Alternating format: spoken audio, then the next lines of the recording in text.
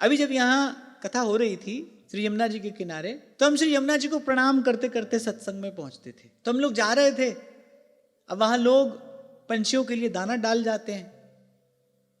तो एक दिन की घटना, हम लोग जा रहे थे तो बहुत सारे कबूतर वहां दाना चुग रहे थे। अब गाड़ी जब वहां से निकली तो वो सब बेचारे दाना चुगते चुगते उड़ गए। अब ये हमारी ही असावधानी थी, हमको ध्यान देना चाहिए था। हम लोग ऐसी कुछ चर्चा कर रहे थे, करते करते गाड़ी वहां से निकली और वो सब कबूतर वहां से उड़ गए। कितनी देर तक मेरे हृदय में इस बात की पीड़ा रही, अरे हम खिला तो सकते नहीं किसी को, और कोई जीव खा रहा है, कोई जीव वहां बैठा दाना चुग रहा है, वहां भी हम विक्षेप बनकर उपस्थित हो गए। बड़ी देर तक मन में इस बात की पीड़ा रही। कई बार आपसे कहता हूं ना, हम किसी का दुख दूर न कर पाए, कोई बात नहीं, हो सकता है हम में सामर्थ्य ना हो, पर किसी को दुखी देखकर हमारे हृदय में उस दया करुणा का संचार तो अवश्य होना चाहिए। अरे और कुछ नहीं तो अपने प्रभु से प्रार्थना के दो शब्द तो हम कह पाए किसी को दुखी देखकर, किसी को पीड़ित देखकर। सबका दुख तो हम दूर नहीं कर सकते, दुख दूर करने वाले तो भगवान ही हैं। अनाथों के नाथ तो श्री रघुनाथ जी ही हैं, हम नहीं कर सकते। पर ऐसे किसी दीन दुखी को देखकर और कुछ न कर पाए तो उसके लिए प्रार्थना के दो शब्द तो हमारे हृदय से स्फुरित होने चाहिए ना। इतना तो कहें, अपनी करुणा का जल तू बहा दे, कर दे पावन हर एक मन का कोना। हम चले नेक रस्ते पे, हमसे भूल कर भी कोई भूल हो ना।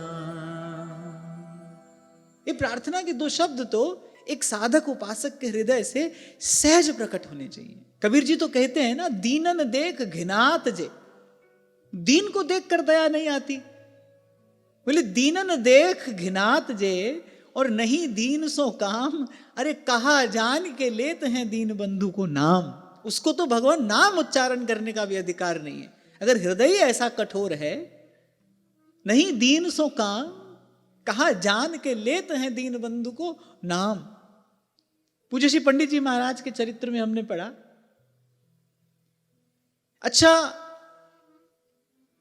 महान सदाचारी थे पूज्य श्री पंडित जी महाराज, महान सदाचारी। आज के ऐसे घोर कलिकाल में ऐसा पवित्र, ऐसा निर्मल, ऐसा सुचितापूर्ण जीवन कहां देखने को मिलेगा। पर बाबा के चरित्र में उस दिन मैं पढ़ रहा था, एक बार आ रहे थे बाबा कहीं से और देखा रास्ते में कीचड़ में लथपथ एक कुत्ते का बच्चा, एक छोटा सा पिल्ला, ये जाड़े के ही दिन थे, वो पीड़ा में पड़ा कराह रहा है। स्नान करके आ रहे हैं, गंगा स्नान करके आ रहे हैं भजन में जाने के लिए, आसन पर बैठने के लिए। अभी सूर्य उदय नहीं हुआ था, गंगा स्नान कर कर आ रहे हैं और वो कीचड़ में लथपथ वो पिल्ले को वो कराहते हुए देखा, सब भूल गए। उठा लाए उसको, उठा लाए, उसको स्नान कराया, उसके लिए औषधि की व्यवस्था की, उसके लिए गर्म वस्त्र की व्यवस्था की, और जब तक वो पूर्ण रूपेण स्वस्थ नहीं हो गया तब तक उसका ध्यान रखना नहीं छोड़ा उन्होंने। महान सदाचारी। मुझे नहीं लगता कि आज के युग में ऐसा दर्शन भी संभव है। गंगा स्नान करके आ रहे हैं, आसन पर बैठना है, और मार्ग में ऐसे किसी जीव को देखा और उसकी सब व्यवस्था करने के बाद फिर कोई दूसरा कार्य किया।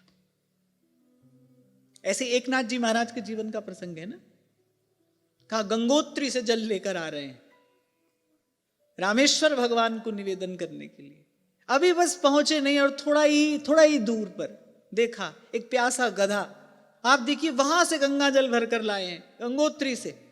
अब उस समय की यात्रा आज की यात्रा जैसी सुगम नहीं थी, कितनी कठिन यात्रा, जल भरकर लाए हैं।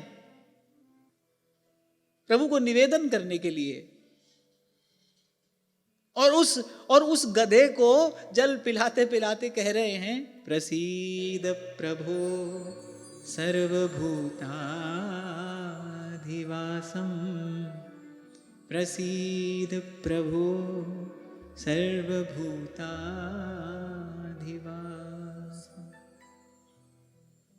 इसलिए बार बार आपसे कहता हूं भाई, मंदिर में सभी भगवान के भक्त होते हैं, वहां कौन लड़ाई झगड़ा करता दिखाई पड़ेगा? यद्यपि अब तो वो भी दिखाई पड़ने लगा है ना?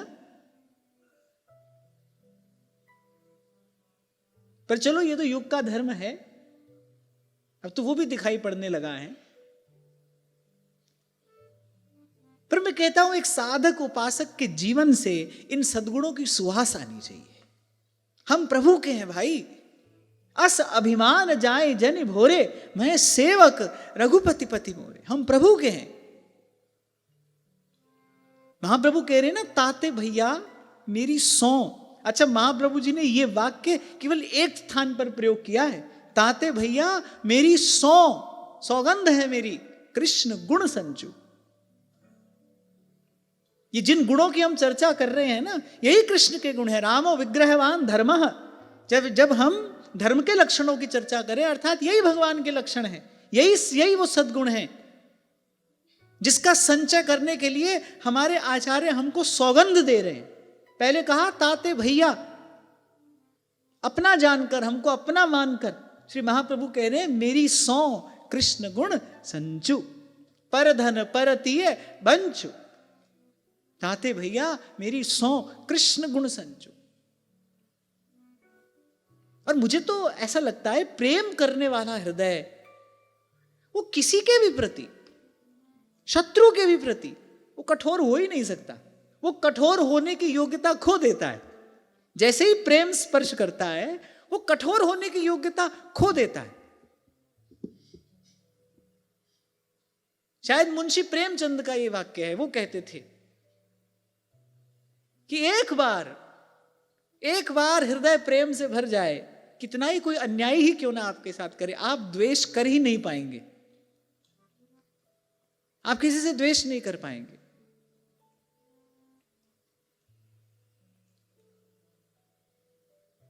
तो दया, फिर स्मरण करना चाहिए हमको वो सुंदर प्रसंग। घाव हो गया श्री नामदेव जी की टांग पर। वैद्य ने कहा कि अमुक वृक्ष की छाल है ना, उसको उबाल कर उसके जल से धोना पड़ेगा बार बार, तो ये घाव अच्छा हो जाएगा। अब लिए तो कुल्हाड़ी हाथ में, चले, माने का जा बेटा छाल ले आ। पर नामदेव जी कुल्हाड़ी वृक्ष पर चला नहीं पाए, खाली हाथ लौट आए। माने का कहां है छाल, मैं औषधि बनाऊं। नामदेव जी ने कहा, माता अपनी पीड़ा दूर करने के लिए किसी दूसरे को पीड़ा नहीं दे सकता। अब नामदेव जी की माता तो नामदेव जी की माता है, भगवान का तेज पुंज उन्होंने अपने गर्भ में धारण किया है। पर जैसे ही सुना, माता के नेत्र सजल हो गए। तो कई बार आपसे कहता हूं ना, आशीर्वाद रूपी घटना एकाएक घट जाती है। माता के नेत्र सजल हो गए, दोनों हाथ नामदेव जी के सर पर रख दिए और कहा, बेटा तू सच में संत है। और तभी से नामदेव संत नामदेव हुए। बोले, बेटा तू सच में साधु है, तू सच में संत है। अपना साजी सबको जाने, सहज मिले अविनाशी।